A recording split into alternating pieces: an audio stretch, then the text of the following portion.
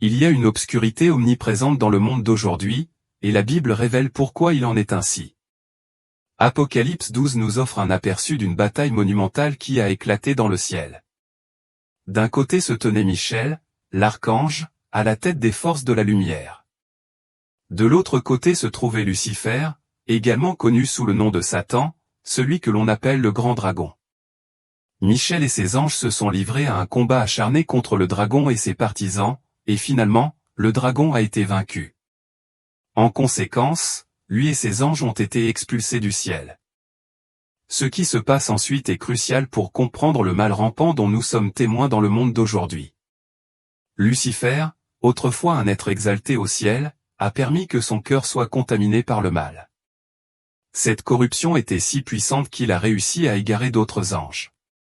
Puisque le ciel est un royaume de pureté absolue, Dieu ne pouvait pas tolérer une telle rébellion.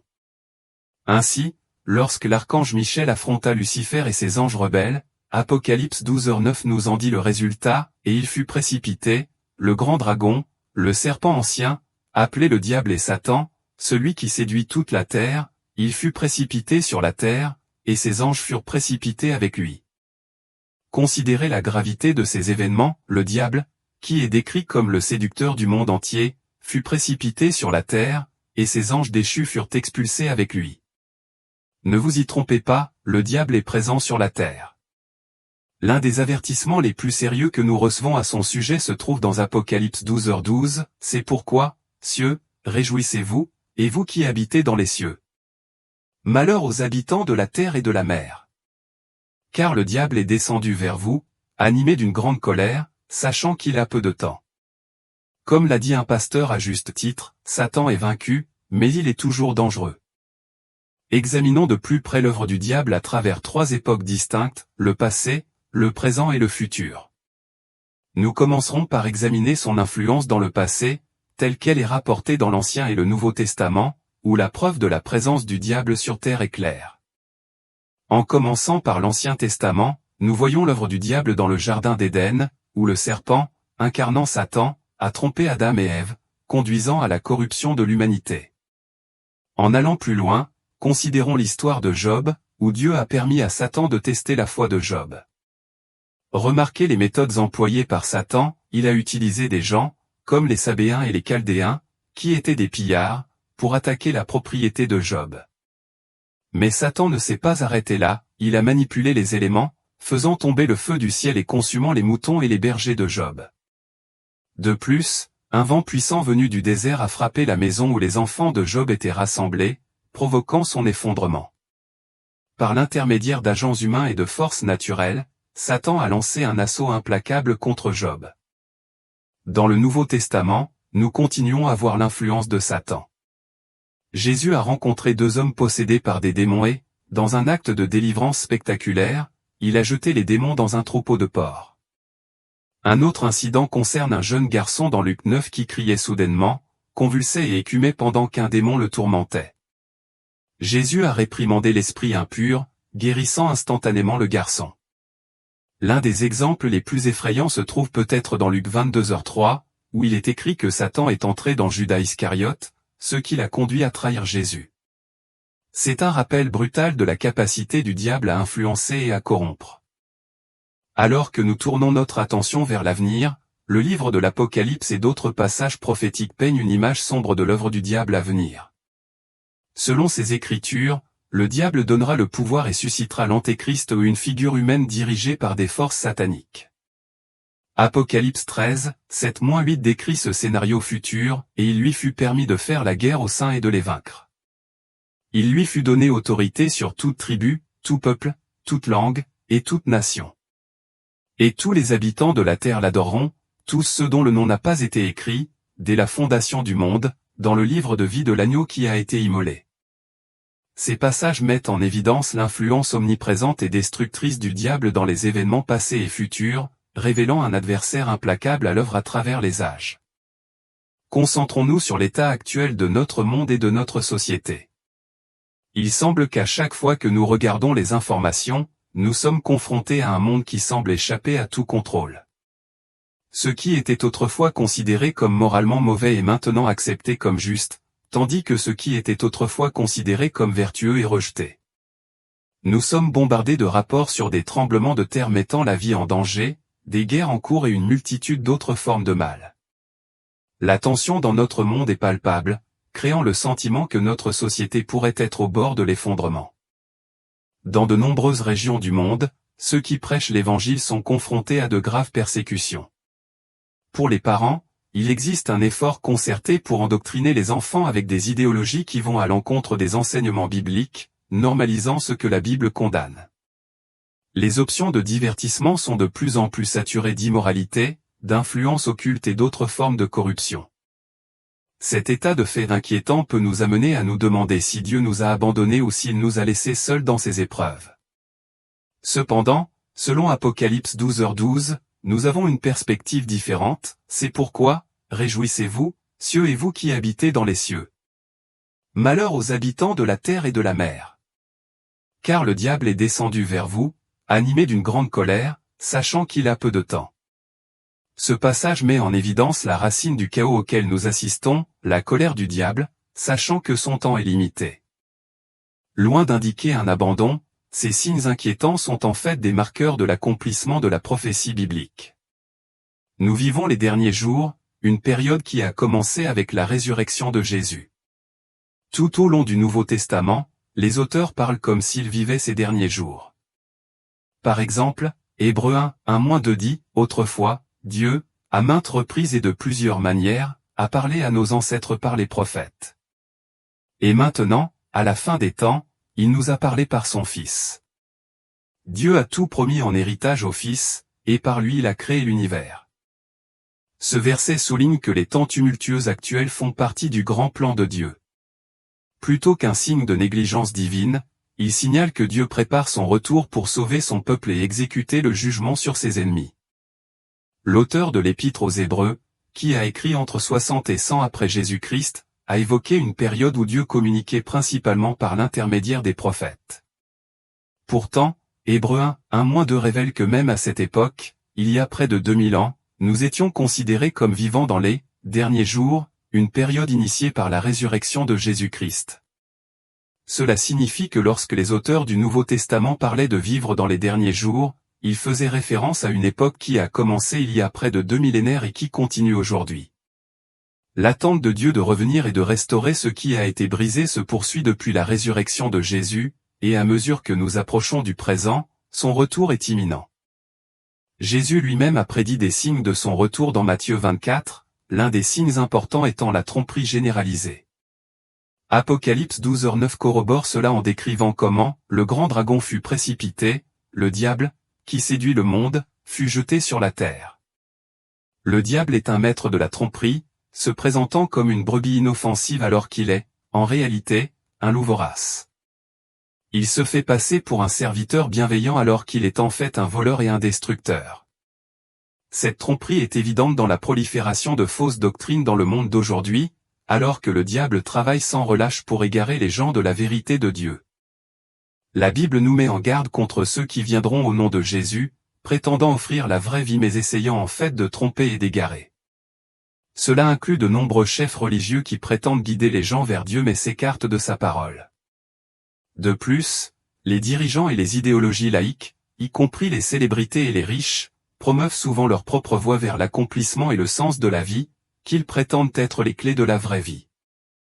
Cependant, ces affirmations sont trompeuses, éloignent les gens de la vraie vie et de la vérité, et sont en fin de compte enracinées dans les tromperies de l'enfer. Un autre signe profond des derniers jours, tel que décrit par Jésus, est la prévalence de la guerre et des conflits. Dans Matthieu 24, 6-7, Jésus nous avertit, « Vous entendrez parler de guerre et de bruit de guerre. Gardez-vous d'être effrayés, car cela doit arriver. Mais ce ne sera pas encore la fin. Une nation s'élèvera contre une nation, et un royaume contre un royaume. » Le siècle dernier à lui seul a été marqué par d'immenses effusions de sang, la Seconde Guerre mondiale ayant coûté la vie à environ 70 à 85 millions de personnes, ce qui représentait environ 3% de la population mondiale à cette époque. À notre époque, les conflits et les guerres semblent être une toile de fond constante, avec la possibilité toujours imminente d'un conflit mondial comme la Troisième Guerre mondiale. Les courants sous-jacents de violence et de guerre sont palpables, menaçant d'engloutir notre monde. Les signes qui indiquent la réalité des derniers jours sont indéniables, et le retour imminent de Jésus est de plus en plus évident. Bien que nous ne puissions pas prédire le moment ou l'heure exacte de son retour, nous pouvons être certains qu'il approche. Lorsque Jésus reviendra, il exercera un jugement sur les vivants et les morts. Ceux qui auront consacré leur vie à le suivre seront récompensés par la vie éternelle en présence de Dieu. À l'inverse, ceux qui auront rejeté ses voies seront séparés de Dieu en enfer. Le retour de Jésus n'est pas un événement lointain mais une réalité qui approche. Êtes-vous prêt pour sa seconde venue? Avez-vous consacré votre vie à le suivre? Il est important de comprendre que la simple croyance en Dieu n'est pas suffisante. Même les démons croient en Dieu et reconnaissent Jésus comme le Fils de Dieu qui est venu expier les péchés de l'humanité. Cependant, leur croyance ne se traduit pas par une soumission ou une obéissance. La véritable préparation au retour de Jésus implique un engagement sincère à le suivre et à vivre selon ses enseignements. Alors, laissez-moi vous poser directement la question, avez-vous pleinement consacré votre vie à suivre Jésus? Avez-vous, par la grâce et par la foi, confié votre vie au Père et vivez-vous activement votre foi en Jésus?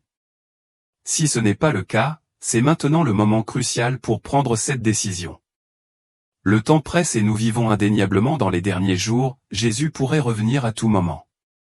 Dans Luc 12, Jésus illustre cette urgence avec une parabole sur un serviteur.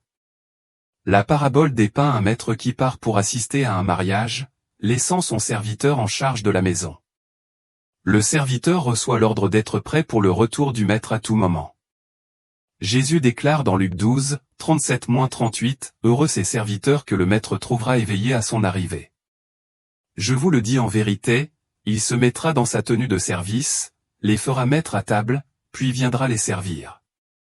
S'il arrive à la deuxième veille ou à la troisième et les trouve éveillés, heureux sont ses serviteurs. » Le message de la parabole est sans équivoque, Dieu reviendra et ses disciples doivent être vigilants et préparés à tout moment. Si le maître trouve ses serviteurs non préparés et endormis, ils en subiront les conséquences. À l'inverse, ceux qui sont vigilants et qui travaillent activement pour le maître seront récompensés. Je vous exhorte donc une fois de plus, êtes-vous prêts pour le retour de Jésus? Il est impératif que nous restions vigilants et préparés dans ces derniers jours, tandis que nous attendons sa venue. C'est un appel à nous réveiller de notre sommeil spirituel et à être vigilants. Que Jésus revienne en un clin d'œil ou que nous le rencontrions individuellement à la fin de notre vie, nous devons être prêts. Le jour du Seigneur approche et nous ne voulons pas être pris au dépourvu comme ceux qui sont absorbés par les distractions de ce monde. La Bible nous avertit que Jésus viendra, comme un voleur dans la nuit. Serez-vous préparés ou serez-vous pris au piège par les soucis de ce monde? C'est maintenant le moment de vous réveiller, de rester vigilant et d'être prêt pour son retour imminent. Serez-vous prêt lorsque Jésus reviendra, ou serez-vous empêtré dans les plaisirs éphémères de ce monde?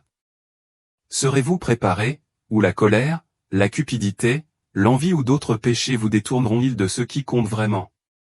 Nous passons souvent notre temps à réfléchir à notre avenir, à nos relations, à nos finances, à penser constamment à la façon de gagner plus d'argent, d'économiser plus d'argent ou d'atteindre nos objectifs. Mais imaginez si vos pensées étaient exposées à la vue de tous. Serait-elle une source de honte?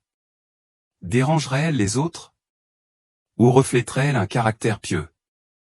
Hébreux 4h13 nous avertit, dans toute la création, rien n'est caché aux yeux de Dieu. Tout est à nu et mis à nu aux yeux de celui à qui nous devons rendre compte. Prenez un moment pour réfléchir à vos pensées. Pourquoi pensez-vous comme vous le faites? Vos pensées sont-elles en accord avec la parole de Dieu? Apportent-elles de la gloire au Seigneur? Vivez-vous avec la conscience que vos jours sont comptés? Investissez-vous dans des trésors éternels avec le temps qu'il vous reste sur terre? Travaillez-vous avec diligence pour crucifier votre chair et vivre une vie d'amour et de bonté? Beaucoup d'entre nous sont confrontés à des situations qui semblent immuables, et certains peuvent s'accrocher à des habitudes, des relations ou des péchés secrets qui entravent notre croissance spirituelle. Permettez-moi de vous lancer cet appel urgent, vous n'avez pas le luxe de vous accrocher à des amitiés qui vous conduisent au péché, ni le temps de tolérer des influences qui polluent votre esprit avec des convoitises et des pensées impures. Le Seigneur désire que nous soyons libres, libérés de l'esclavage et de l'oppression. Il est venu pour que nous ayons la vie, et que nous l'ayons en abondance. C'est à nous d'accepter le don de la liberté qu'il offre. Regardez autour de vous et observez les signes des temps. Nous sommes témoins de famine, de peste, d'une augmentation des catastrophes naturelles et d'une augmentation alarmante des rumeurs de guerre. Les dernières prophéties de la Bible se déroulent sous nos yeux, et le retour du Christ est imminent. Ce sont là quelques-uns des marqueurs clairs des derniers jours. Nous savons que les gens deviendront des égoïstes, que des temps périlleux viendront et qu'il y aura des famines, des maladies et des conflits généralisés. Mais saviez-vous que les moqueurs sont aussi un signe des derniers jours? Ceux qui ridiculisent et remettent en question la venue du Seigneur font partie de ces signes prophétiques. Vous les entendrez peut-être dire, « Où est ce Jésus dont vous parlez? Il n'est pas apparu depuis des centaines d'années, alors où est-il » De tels moqueurs sont une caractéristique importante de la fin des temps, reflétant un scepticisme et une incrédulité profondément enracinés. Chaque jour nous rapproche du retour du Seigneur, et nous ne devons pas nous laisser tromper par le passage du temps. Jacques 4h14, tel que rendu dans la Bible amplifiée, nous rappelle, « Et pourtant, vous ne savez rien de ce qui peut arriver dans votre vie demain. Qu'y a-t-il de sûr dans votre vie? Vous n'êtes qu'une vapeur, comme un nuage de fumée ou un filet de vapeur d'une marmite qui est visible pendant un petit moment et qui disparaît ensuite dans les airs. » Considérez aussi 2 Pierre 3, 3-4, qui déclare dans la version amplifiée, « Sachez avant tout que, dans les derniers jours, il viendra des moqueurs avec leurs moqueries, suivant leurs propres convoitises humaines, et disant, où est la promesse de son avènement? Qu'est-elle devenue? Car depuis que nos pères se sont endormis dans la mort, tout demeure comme dès le commencement de la création. » Un moqueur est quelqu'un qui se moque et méprise, poussé par l'arrogance et l'orgueil. À notre époque, combien de moqueurs de ce genre rencontrons-nous? Ils se présentent comme éclairés, remettant en question les vérités de la Bible et remettant en question les promesses du retour du Christ. Ils rejettent la validité de la parole de Dieu, affirmant que depuis que nos ancêtres sont décédés, tout demeure inchangé depuis l'aube des temps jusqu'à aujourd'hui. Ces moqueurs reflètent une cécité spirituelle profonde et nous rappellent avec force que nous vivons dans les derniers jours. Leur présence et leur scepticisme témoignent même de la vérité des Écritures et du retour imminent de notre Seigneur. Ils veulent que vous remettiez en question la parole de Dieu, mais nous devons résister à de telles influences. Gardez votre foi avec diligence et protégez-vous de ceux qui cherchent à vous égarer. Concentrez-vous plutôt sur une vie pure et agréable à Jésus. Efforcez-vous de maîtriser votre chair et de rechercher la sainteté. La Bible fournit des conseils clairs sur la façon de se préparer à la venue du Seigneur. Dans 2 Pierre 3, 14-15, nous recevons cette instruction, « C'est pourquoi, bien-aimés, en attendant ces choses, efforcez-vous d'être trouvés par lui sans tache et dans la paix. Et regardez la patience de notre Seigneur comme un salut, comme notre bien-aimé frère Paul vous l'a aussi écrit selon la sagesse qui lui a été donnée. » En tant qu'enfants de Dieu, nous devons aspirer à être sans tache et sans reproche, incarnant la paix intérieure, une assurance sereine de notre bien-être spirituel et la confiance dans notre obéissance à Dieu. 1 Pierre 4h7 nous rappelle, « Mais la fin de toute chose est proche. Soyez donc sérieux et vigilants dans vos prières. » Amen. Nous devons prendre cela au sérieux. Soyez vigilants et sur vos gardes. Ne prenez pas votre salut à la légère, attendez plutôt avec ferveur le retour du Seigneur. Comprendre que nos jours sont comptés apporte de la sagesse à nos cœurs. Romains 13, 9-11 souligne que nous devons éviter les dettes impayées, l'adultère, le vol et la convoitise, et plutôt aimer notre prochain comme nous-mêmes. Le passage se termine au verset 11, « D'ailleurs, vous savez que l'heure est venue pour vous de vous réveiller enfin du sommeil, car le salut est maintenant plus près de nous que lorsque nous avons cru. » Il doit y avoir un sentiment d'urgence dans nos vies de croyants. Nous n'avons qu'un temps limité pour aligner notre vie sur la volonté de Dieu. Dès le début, Dieu nous invite à nous rapprocher de lui. Même lorsque nous nous détournons obstinément, il reste inébranlable, ne nous abandonnant jamais. Dans le livre de Matthieu, Jésus compare sa seconde venue à un magnifique festin de mariage, une grande célébration symbolisant l'union parfaite entre Jésus-Christ et son épouse, l'Église. Nous sommes tous invités à ce banquet ultime. La question est, avez-vous répondu à cette invitation ou la remettez-vous au dernier moment? Peut-être êtes-vous devenu insensible au son de son appel, distrait par les exigences du travail, des finances ou des relations amoureuses. Ces préoccupations peuvent sembler pressantes, mais elles sont passagères et n'auront aucune valeur lorsque votre vie prendra fin ou lorsque Jésus reviendra. Nous nous trompons souvent en pensant que nous avons beaucoup de temps pour nous réconcilier avec Dieu. Cependant, la vie est brève et le lendemain n'est pas promis. Chaque action que nous entreprenons aujourd'hui a une signification éternelle. Si Jésus devait revenir aujourd'hui, seriez-vous prêt? Pourriez-vous dire avec assurance que votre cœur lui est entièrement dévoué? Il est temps de placer votre confiance en Jésus. Si vous entendez sa voix aujourd'hui, n'endurcissez pas votre cœur. Ouvrez la porte et laissez-le transformer votre vie. Hébreux 12:1 nous encourage en disant, c'est pourquoi, puisque nous sommes environnés d'une si grande nuée de témoins, rejetons tout fardeau, et le péché qui nous enveloppe si facilement, et courons avec persévérance dans la carrière qui nous est ouverte. La Bible nous exhorte à nous débarrasser de tout fardeau inutile et à abandonner les péchés qui nous piègent. Jésus-Christ est le centre de notre vie, et avec le temps qu'il nous reste, nous devons vivre sagement, saisir le moment présent et servir le Seigneur de tout notre cœur. Nos jours sont limités, et nous sommes appelés à les vivre pour Dieu. Dans tout ce que nous faisons, nous devons lui donner la priorité. Peu importe ce à quoi nous sommes confrontés, notre confiance doit être en Dieu avant tout. La version amplifiée d'Hébreux 12:1 illustre magnifiquement cela, c'est pourquoi, puisque nous sommes environnés d'une si grande nuée de témoins qui, par la foi, ont attesté la vérité de la fidélité absolue de Dieu, se débarrassant de tout fardeau inutile et du péché qui nous enveloppe si facilement et si habilement, courons avec persévérance et persévérance dans la carrière qui nous est ouverte. Plongeons dans ce verset. Imaginez, si vous le voulez, une vaste nuée de témoins qui nous entourent. Bien que la Bible ne les nomme pas, pour cette réflexion, imaginez qu'ils aient une mission singulière au ciel, observer et enregistrer nos actions afin qu'ils puissent témoigner au jour du jugement. Réfléchissez donc à ce que cette nuée de témoins pourrait dire de vous. Que diront-ils de votre vie? Témoigneront-ils que Dieu était indéniablement le centre de votre existence? Parleront-ils d'une vie qui glorifie constamment Jésus-Christ? Raconteront-ils comment vous avez commencé chaque journée avec des louanges sur les lèvres? Mettront-ils en évidence une vie de prière robuste et dynamique? Témoigneront-ils d'un personnage qui incarne véritablement l'essence d'un disciple dévoué du Christ? En réfléchissant à ces questions, n'oubliez pas que nos actions et notre foi sont exposées devant cette assemblée céleste. Efforçons-nous de faire en sorte que leur témoignage sur nos vies soit celui d'une fidélité inébranlable et d'une dévotion authentique à Dieu. En effet, il est crucial de réfléchir à l'impact de nos vies à travers le prisme de ces témoins célestes.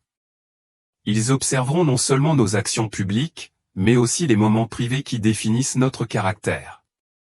Imaginez leur témoignage. Parleront-ils d'une vie marquée par un véritable amour pour les autres, la maîtrise de soi, l'humilité, la prière et le pardon?